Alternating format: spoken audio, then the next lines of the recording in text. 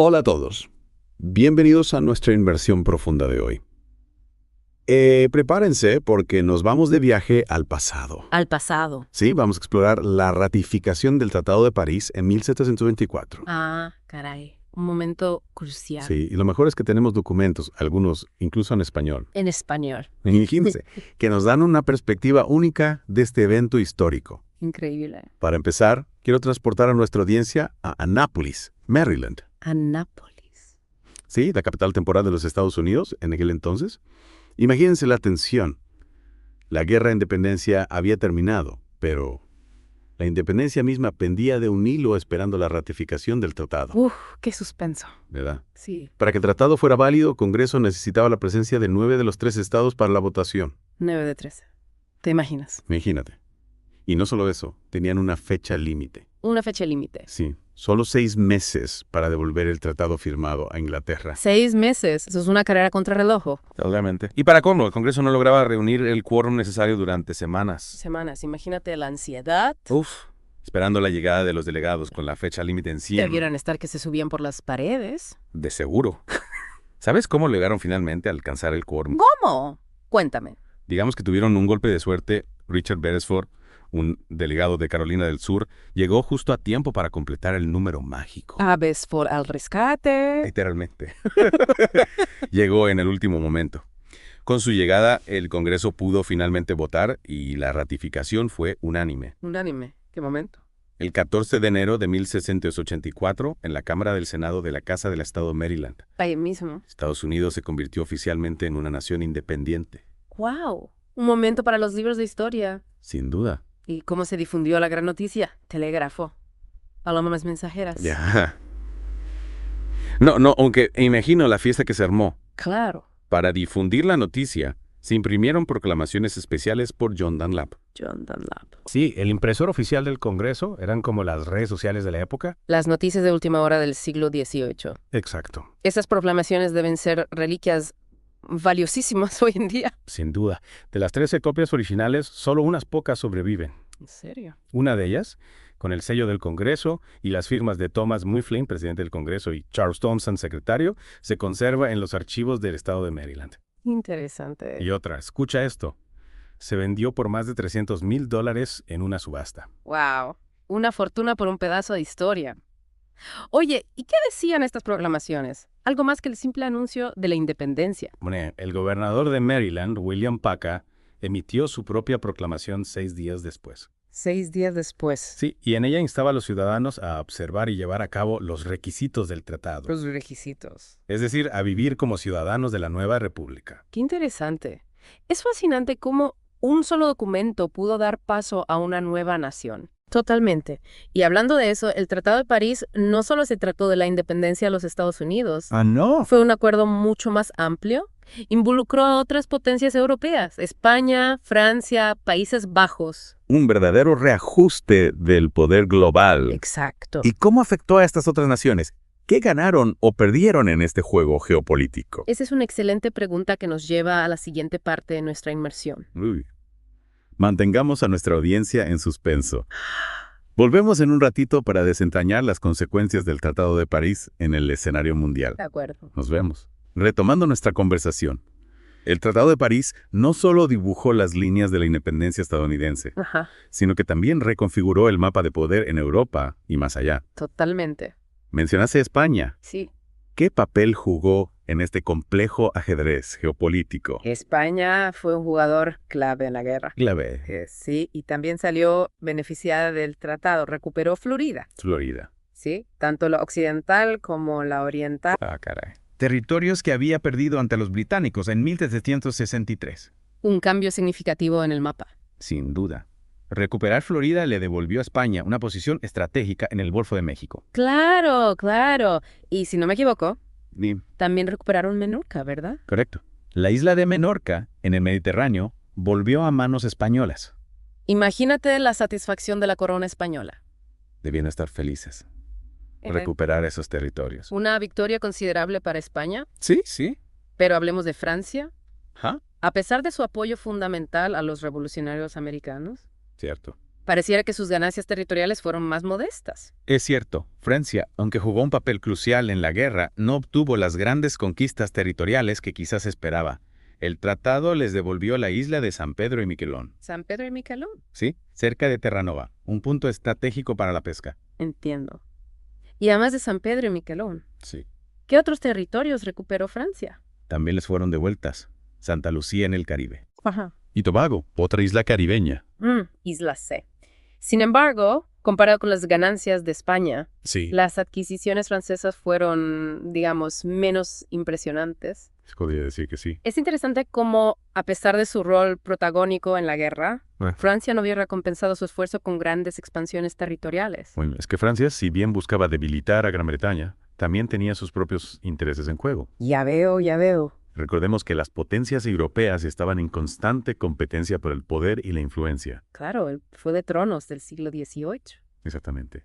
Y hablando de otras potencias, no olvidemos a los Países Bajos. Cierto, ¿qué pasó con ellos? Bueno, para los holandeses, el tratado significó recuperar algunos territorios en Asia. ¿En Asia? Sí, Sumatra, Trincomalee Ajá. y el Ceilán neerlandés volvieron a su control. Un punto a favor en sus ambiciones comerciales en el este. Exactamente. Fascinante como un solo tratado firmado en un rincón de América del Norte Sí. tuvo repercusiones en 3 continentes. Impresionante. Un verdadero testimonio del alcance global de la guerra de independencia. Totalmente de acuerdo. Y más allá de la reconfiguración territorial, las consecuencias del Tratado de París se extendieron mucho más allá de 1683. Inspiró movimientos de independencia en otras colonias americanas.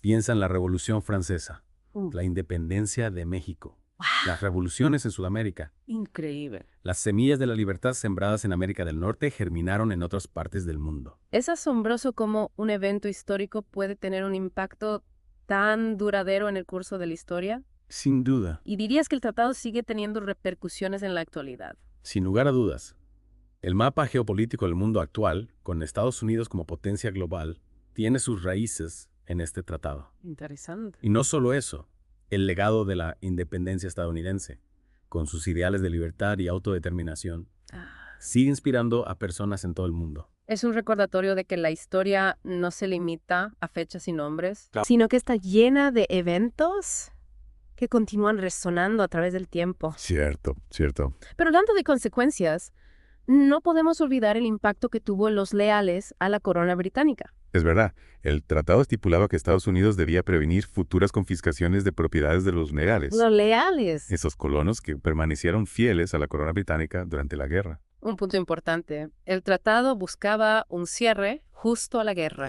incluyendo la protección de aquellos que hayan elegido un bando diferente, Exactamente. pero se respetó esa cláusula en la práctica. Eso es una pregunta crucial. Y lamentablemente la respuesta es compleja. En realidad, muchos leales sufrieron persecución y confiscación de bienes después de la guerra.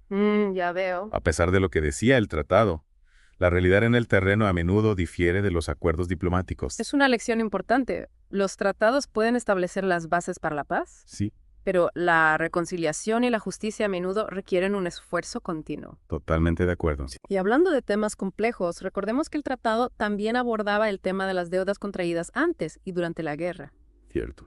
¿Qué solución se propuso para esta espinosa cuestión? El tratado establecía que las deudas legítimas debían pagarse a los acreedores de ambas partes. Suena justo en teoría. ¿Verdad? Sí, en principio sí. Pero ¿cómo se implementó en la práctica? Bueno, esa es la cuestión. ¿Generó tensiones o disputas entre los nuevos Estados Unidos y Gran Bretaña? Esa es una excelente pregunta que nos lleva al corazón de la complejidad de este acuerdo histórico. Mantengamos a nuestra audiencia intrigada. Profundicemos en este y otros aspectos del Tratado de París en la parte final de nuestro análisis. Como decíamos, el tratado establecía que los nuevos Estados Unidos debían honrar las deudas contraídas con los acreedores británicos antes y durante la guerra. En teoría, esto buscaba un acuerdo justo y una transición económica fluida. Sí, pero como mencionaste, la realidad fue mucho más complicada. ¿Cómo se desarrolló esta cuestión en los años posteriores al tratado? ¿Qué desafíos enfrentaron los Estados Unidos a lidiar con estas deudas en medio de la construcción de una nueva nación? Pues el tema de las deudas se convirtió en una fuente de tensiones entre Estados Unidos y Gran Bretaña durante años. Muchos estados se resistieron a pagar las deudas, argumentando que habían sido contraídas bajo un gobierno que ya no reconocían. Es comprensible. Después de luchar por su independencia, la idea de seguir atados financieramente a Gran Bretaña seguramente generaba resistencia. Exactamente. Y además algunos estados ya habían confiscado propiedades de los leales a la corona británica, lo que complicaba aún más la situación. Gran Bretaña, por su parte, exigía el cumplimiento del tratado y el pago de las deudas. Un verdadero dilema para los líderes de la joven nación. Honrar las deudas implicaba un costo económico y político, pero ignorarlas podía dañar su reputación internacional y su capacidad para obtener préstamos en el futuro. Sin duda, una situación delicada. La cuestión de las deudas, junto con la situación de los leales, evidenció que la firma del Tratado de París era solo el primer paso en un largo camino hacia la consolidación de la paz y la independencia de los Estados Unidos. Absolutamente. El tratado marcó un punto de inflexión en la historia, pero no resolvió todos los conflictos de la noche a la mañana. Sentó las bases para un nuevo orden mundial, pero también dejó muchos cabos sueltos que se fueron atando con el paso del tiempo. Y como hemos visto a lo largo de esta inmersión profunda, el Tratado de París no solo tuvo un impacto en las 13 colonias, sino que sus repercusiones se extendieron a lo largo y ancho del planeta. Es fascinante cómo un solo documento, firmado en una ciudad relativamente pequeña, pudo desencadenar una serie de eventos que cambiarían el curso de la historia. Desde la reconfiguración del mapa geopolítico hasta la inspiración de otros movimientos independentistas, el Tratado de París dejó una huella imborrable en el mundo. Y no solo eso. Nos deja también con un legado de preguntas y reflexiones.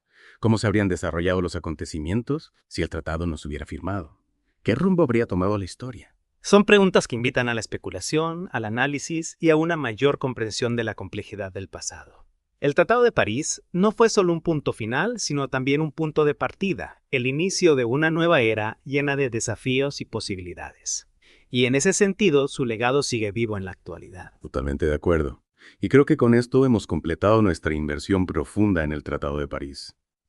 Espero que este viaje al pasado les haya resultado tan fascinante como a nosotros. Sin duda ha sido un placer explorar este momento histórico tan crucial. Y como siempre, nos despedimos invitándolos a seguir explorando la historia, a cuestionar, a investigar y a descubrir las conexiones que nos unen al pasado y nos proyectan hacia el futuro. Excelente.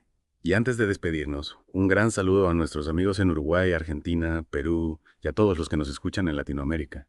Hasta la próxima.